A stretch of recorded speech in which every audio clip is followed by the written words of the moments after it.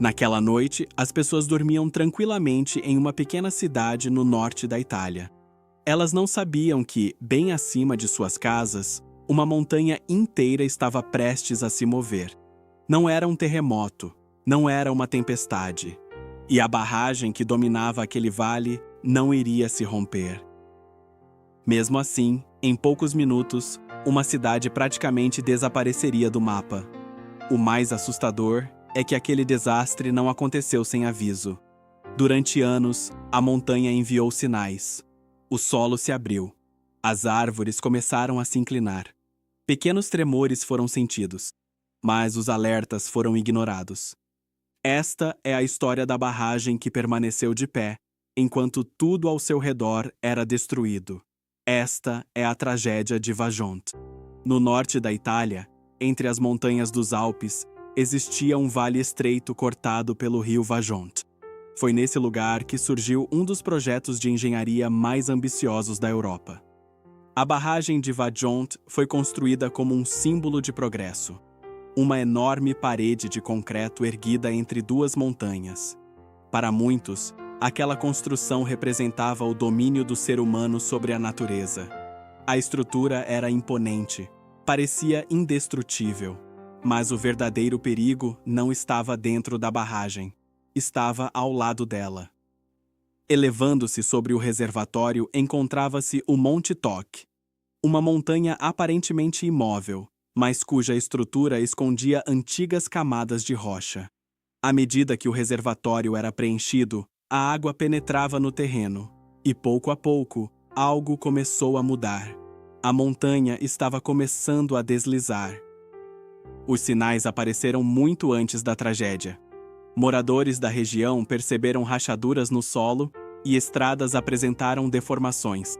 Especialistas passaram a desconfiar que uma enorme parte do Monte Toc poderia estar deslizando. Era uma massa gigantesca de terra, árvores e rochas. Em novembro de 1960, parte da montanha já havia caído dentro do reservatório. O deslizamento criou uma onda e confirmou que o perigo era real. Os responsáveis pelo projeto começaram a monitorar o Monte Toc. Instrumentos foram instalados e o nível da água passou a ser controlado. Mas existia um problema assustador. Todos sabiam que a montanha poderia cair. O que ninguém compreendeu foi a velocidade com que isso aconteceria. Nos anos seguintes, a montanha se movimentava.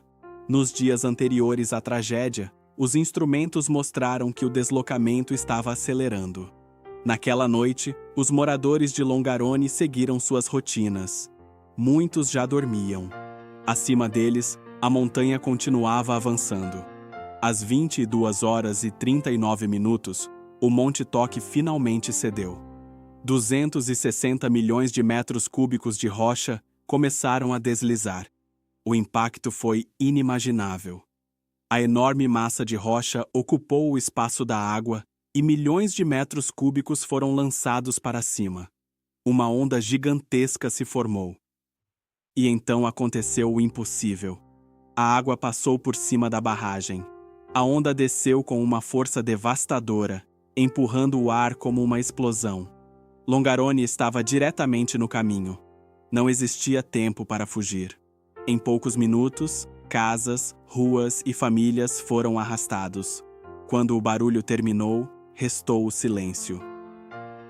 Ao nascer do dia, a dimensão da tragédia ficou visível. Aproximadamente 1.910 pessoas perderam a vida. Famílias inteiras desapareceram.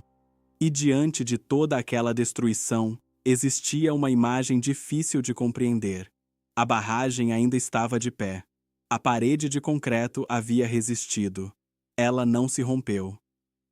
Aquilo que havia sido apresentado como uma vitória da engenharia tornou-se um monumento permanente às consequências da arrogância e dos alertas ignorados.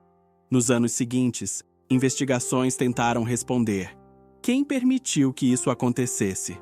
A instabilidade da montanha era conhecida. Os sinais existiam. O risco foi subestimado. Vajont não é apenas a história de uma montanha que caiu. É a história de avisos ignorados. Naquela noite, não foi a barragem que fracassou. foram as decisões tomadas ao redor dela. Você já conhecia a tragédia de Vajont? Escreva nos comentários. Inscreva-se no Listou Incrível para conhecer outras histórias reais, porque às vezes a realidade é mais assustadora que a ficção.